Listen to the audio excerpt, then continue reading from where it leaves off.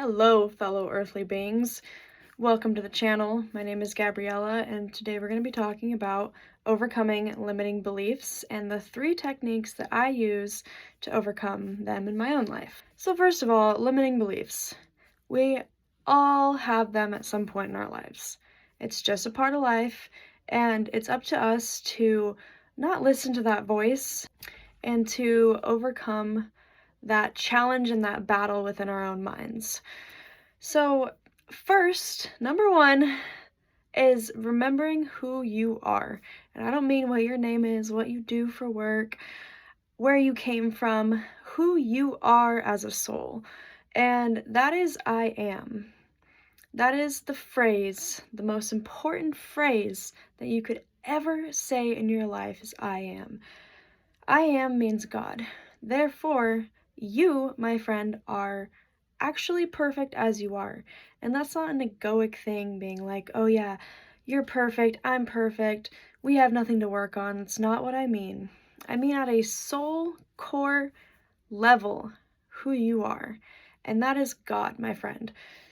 A piece of God. We are all a piece of God. And so, remembering that and knowing that because of that, those limiting beliefs are not true.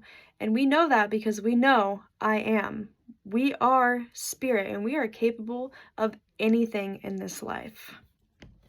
So, number one, just remembering how powerful you are and knowing that you are always connected to that source. So, anything that you dream up, pretty much anything you can become in this life. And how magnificent is that? A lot of people know this, but they just don't know how to do it. They don't know how to achieve it because they weren't taught. And what I say to that, guys, is just keep dreaming, keep visualizing, because we are capable of so much more than we even know. What if it could turn out better than you expected? Instead of expecting the worst all the time, what if you switched your perspective and expected the best? Or not even, doesn't even have to be the best. If you just didn't expect something bad to happen, how many more times is something bad going to happen? Probably not that much, because your expectations and what you see happening generally will come true. Number 2, listening to what your body needs.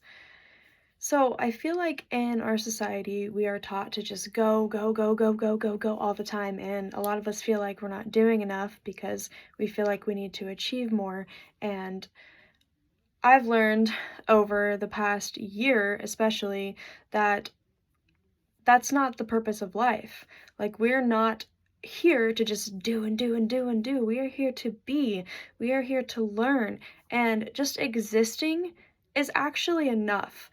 So, not beating up on yourself when you feel like you aren't doing enough physically, because your body needs rest. Like, even if you don't feel like let's say you got a full night of sleep, but your body needs a nap the next day. Like, give yourself that time to just recuperate and feel your body with good foods. Like, if you listen and you tap into what your body needs, your body will tell you what it's missing, and you'll crave certain foods.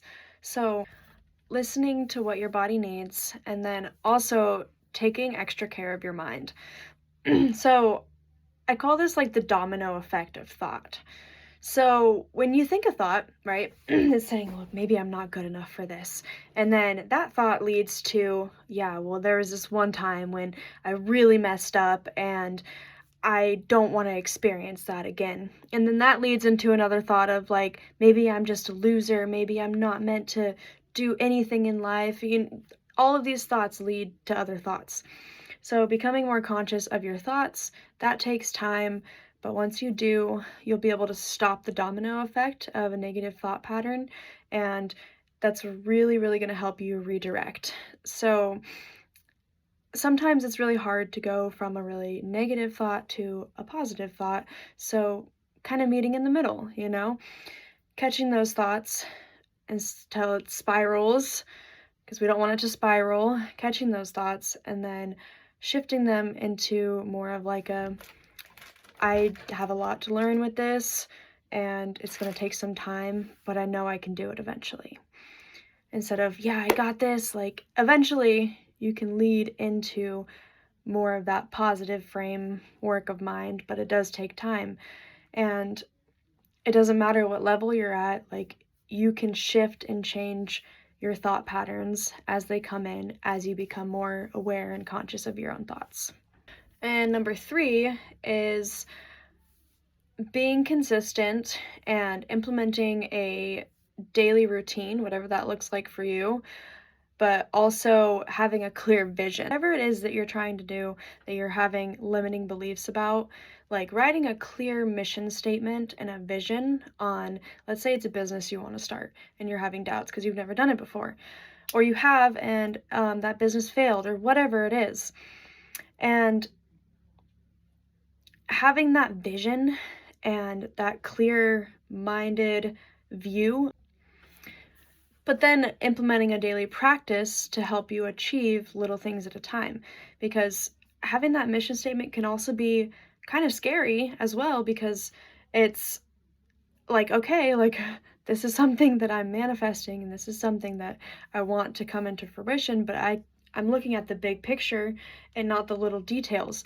And while I think it's good to look at the big picture, it's also really good to think of your life as like a mosaic where you're putting the little tiny pieces into place one at a time, and it's not your job at that moment to see the big picture. You just need to focus on the little pieces that you're putting in. And so not being so hard on yourself when it doesn't turn out exactly how you want it, the little tiny pieces, because zooming out as well and looking, okay, here's all the other pieces that I put in, and that's creating this part of the picture. So one step at a time, 1% better every single day. And the reality of it is, well, everybody has limiting beliefs. Even the most famous people that you see out there, they have had or still do have limiting beliefs. They've just learned how to process them within their mind and not allow them to come through into fruition. Because the more we focus on something, the more we see it in our lives. So if you don't want the domino effect of the negative beliefs to keep spiraling, then really be present with yourself and understand that we can do anything in this life. We are a part of God. I am. Every single one of us is capable. We just have to put in the work and the practice to make it true. Taking extra care of your body, slowing down when you need to slow down, speeding up when you need to speed up, and take care of your vessel. That is what's going to carry you throughout your entire life.